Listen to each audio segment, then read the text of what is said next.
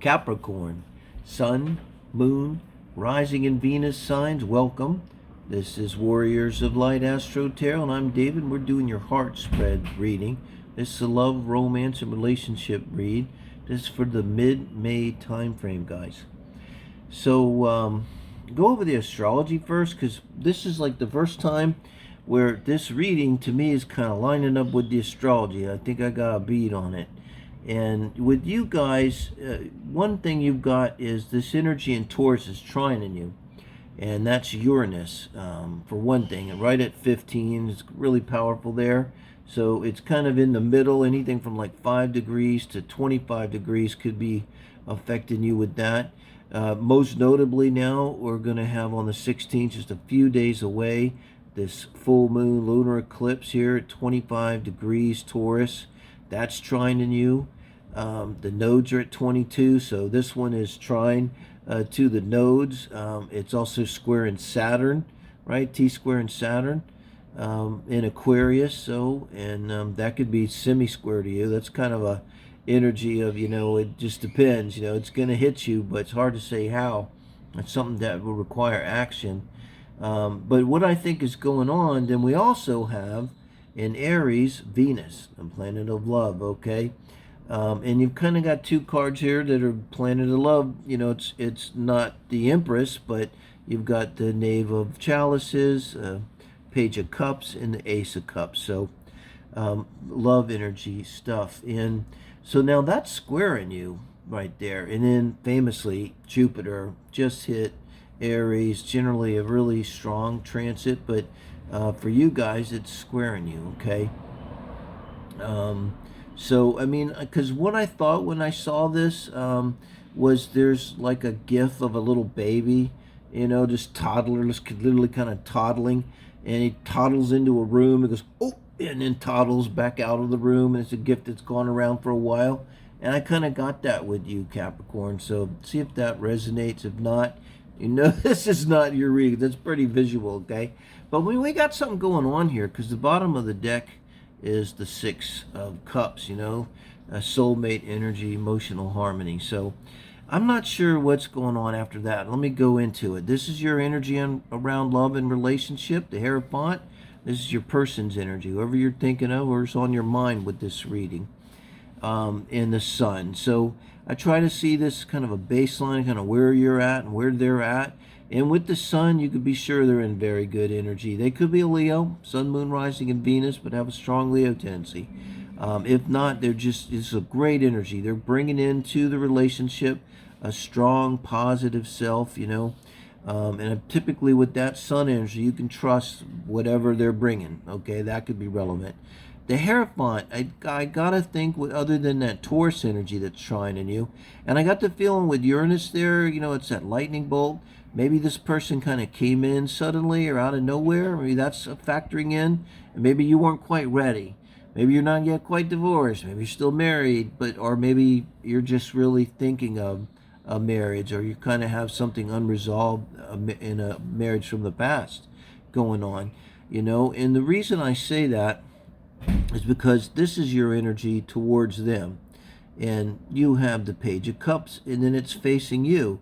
And nothing wrong with the Page of Cups, particularly in a new relationship. It's pretty appropriate, because it's not like on the second date I want to marry you, but it's like on the second date, wow, I'm really into you, and I think I'd like to date you some more. How are you feeling? Because I'm feeling really attracted to you.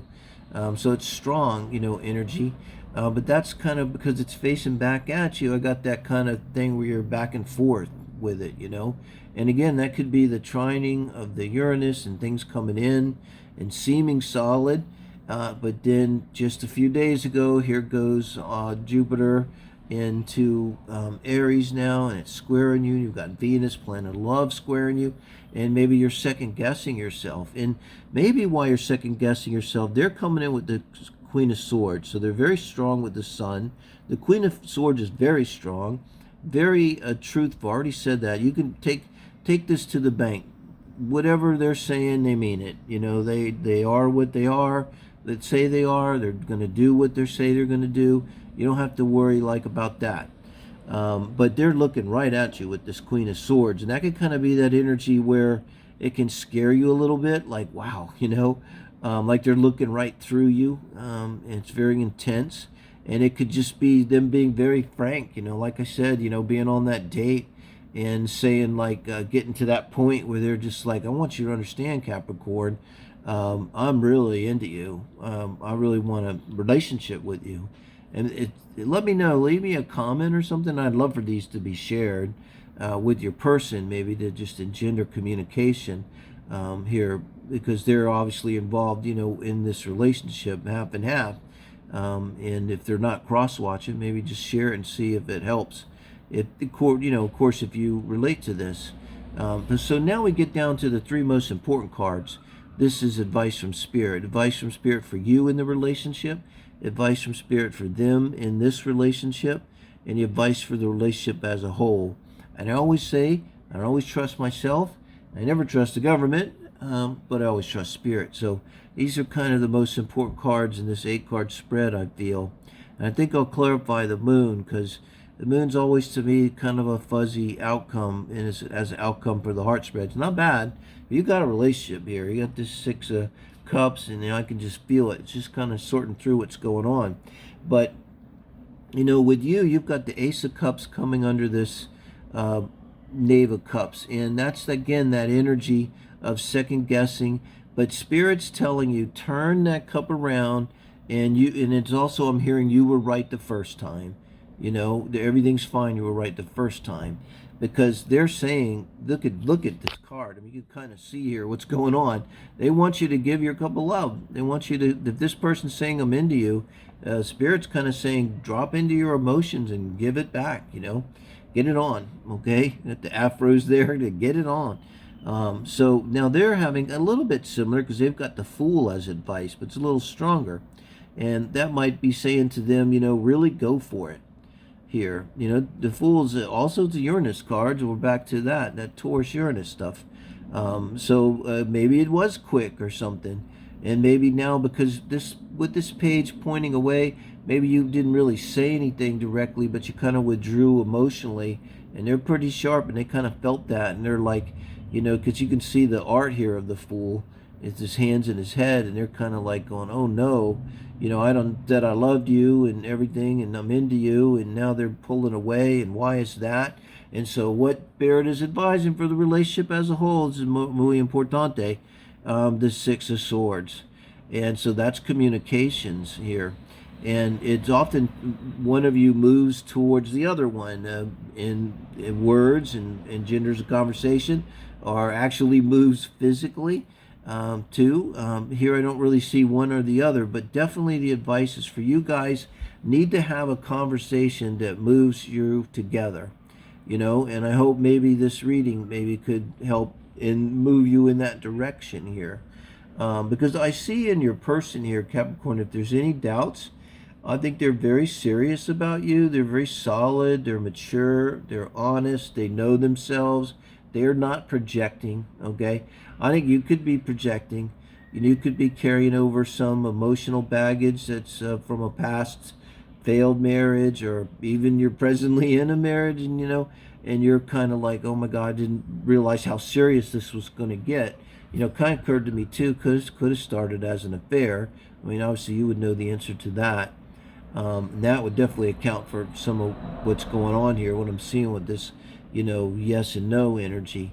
And then you come to the moon as the outcome. So I think as the outcome of this relationship, I think with this talk coming under it, you can, it's emotional, right? It's going to resolve whatever's going on emotionally and bring you guys together emotionally. And just want to get further clarification on that. So, and we have the Hermit clarifying the moon. So with the Hermit clarifying the moon, when I see the Hermit as the outcome here, you're going to have a relationship where you kind of keep it to yourselves for some reason. That could also be playing into this all of a sudden. Maybe one of the reasons why you withdrew, maybe this whole marriage thing, maybe the spouse and the family and that. And so when you guys are going to come together, I think you're going to come together very emotionally, maybe more emotionally than you thought was possible. But you're going to afterwards spend some time kind of together and kind of having your own relationship together and not having it be real public, but that's okay.